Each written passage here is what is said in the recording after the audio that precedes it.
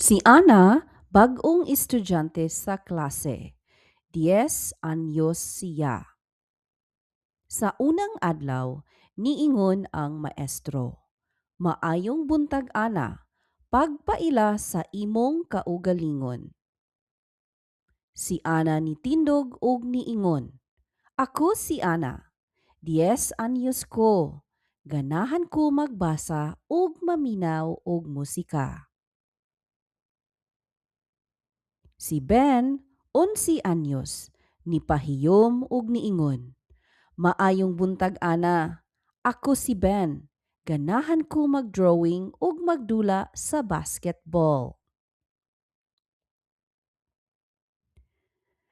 Nalipay si Ana kay dali ra siya nakabalo nga daghan siya og bag-ong mga higala. Sa sunod adlaw, nag-istorya ug nagkatawa sila sa classroom.